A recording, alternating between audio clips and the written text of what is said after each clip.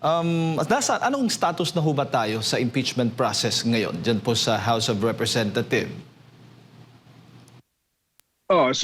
Nasa Justice Committee siya ngayon. Na-describe na nga ito ni Congresswoman Luistro as a mini trial na itinatanggi naman ngayon ng mga kasamahan niya.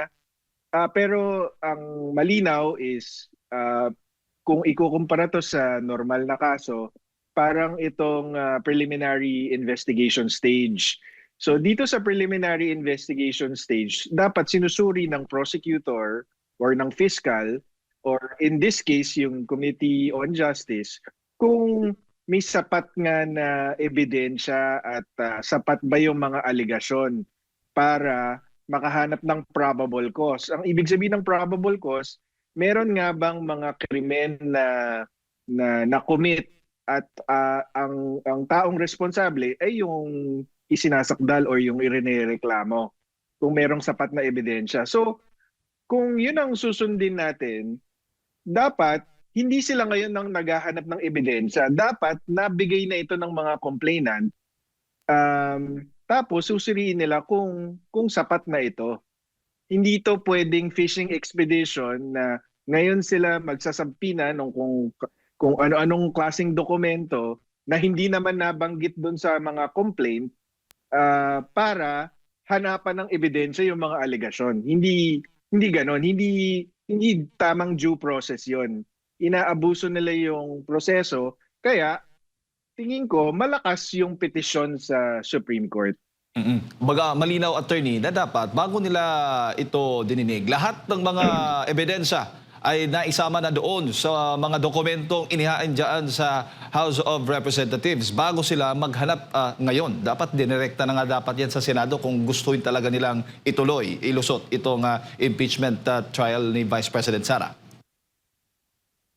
In fact, sabi nga nila, tingin nila sapat na yung numero nila para mapagbotohan to at i-transmit sa Senado. So anong ibig sabihin? Ibig sabihin, number one, pre-judge ito. So kitang-kita mo na agad na labag ito sa due process. Pangalawa, ginagamit nila itong hearings para siraan si VP Sara at para mag-fishing expedition nga, maghanap ng ebidensya para tapatan yung mga alegasyon. Tapos yun nga, inaabuso nila yung proseso. Ang problema dito sa Kamara de Representantes natin, nabokya na nga yung unang impeachment complaint. Pinagalitan na nga sila ng Supreme Court na inabuso nila yung proseso doon sa impeachment last year. Ngayon, nabigyan sila ng panibagong pagkakataon, imbis na ayusin nila yung proseso, gawin nila ng patas yung impeachment proceedings, umabuso na naman sila. So hindi mo rin